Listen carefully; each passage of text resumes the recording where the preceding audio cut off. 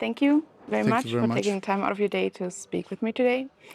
I was curious because the film has two titles in English, but none of them are actually any way tied to your original Portuguese title, which would translate to The Laughter and the Knife. So I'm wondering how much of it is still under your control. It was a proposition by the international co-producers team. They wanted to find a title that could relate more with the international audiences than The Laughter and the Knife, which is the direct translation of the Portuguese title. So I suggest them to use a verse of the same song that is sung by the characters in the film, and which was used also to find the Portuguese title. So the Portuguese title is the name of that song, and the English title is one of the verses of the song. And it's been 8 years since your last film as a director. I know you produced some films in the meantime. Yes. Was it a deliberate decision to take a break from directing, or did it take you this long to actually make this film? Yeah, it took me this long to make the film. Also because we had this thing coming among all of us that was called the pandemic crisis. So for 2 years we couldn't. We were almost ready to start production immediately before the COVID. We had the crew there. We had all the production there in West Africa where we shot. But then we had to cancel everything. And yeah, I had several personal issues in my life. I also had lots of work in producing and writing other films. And this film, as it is so intense in terms of the shooting, and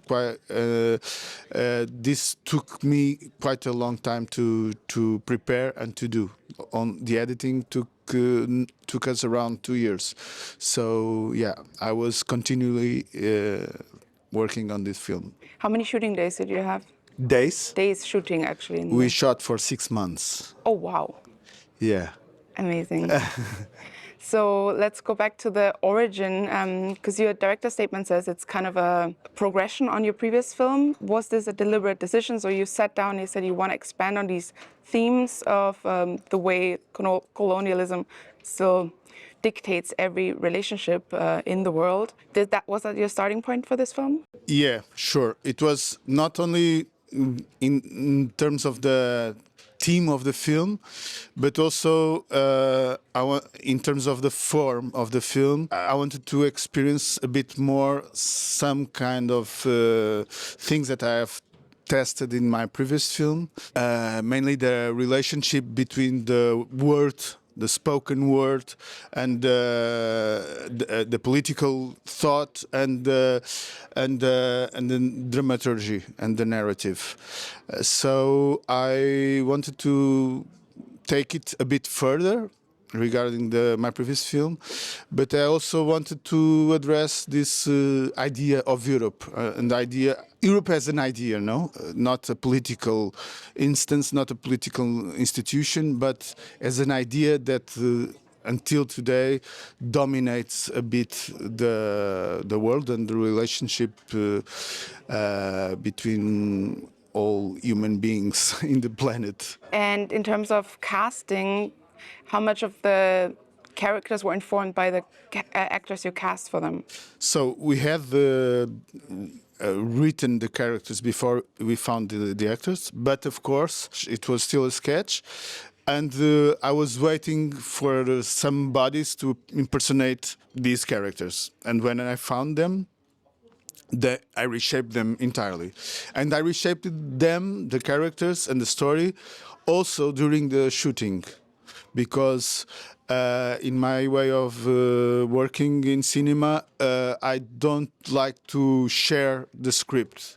I read the script, but I don't give the script in paper to the actors to take home and read it and think about it, because I want them to relate with the situation that is created in front of the camera as something that is happening now, as something that we don't know what will happen in the next second, So they improvise all the time as if they were in that situation. So in a certain way they write the script as they should. And you found the actors, they were actually living in Guinea-Bissau, or did you bring them to the shooting location? Well, many actors live there, many characters in the film live there, but the three main characters, I wanted them to share this feeling of displacement.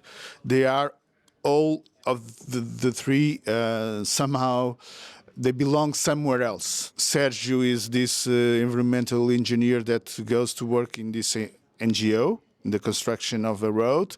Guy is someone that comes from Brazil, somehow looking for his roots, somehow looking for the place where he belongs to. And Diara is a woman that has his father on one country and his mother on the other country, and she grew in another country, not the country where we shot, not in Guinea-Bissau. So she grew somewhere else, and when she's adulted, she was an adult. She came to Bissau to live. So all of the three, they have this feeling of displacement, and they share that. How did you go about location scouting? Because it's beautiful visuals. Thank you. Yeah, I was there many times before. 10 years previously, I was starting a documentary about this cooperation world, which I never did because just in the beginning of the shootings, I gave up of that because I thought that it was so huge. I had to take time to think about it. So I met all these landscapes before, but then we made several travels during the writing to also to present these landscapes to the people that were helping me to write and to make the film. So we had like 4 travels within a big group to see all the locations and start to choose the specific spots and all this. How did the different terrains inform the visual language of the film? That's a very good question. I think that they were the visual language and also the sound was thought to adapt the different landscapes. There is a progression in the film regarding the landscapes. There is this crossing of the desert that happens in just the beginning of the film, where the main character arrives to this city. There is the presence of the city, very chaotic, very noise, music, all the information. Part of this work is in the middle of the desert. There is very few information.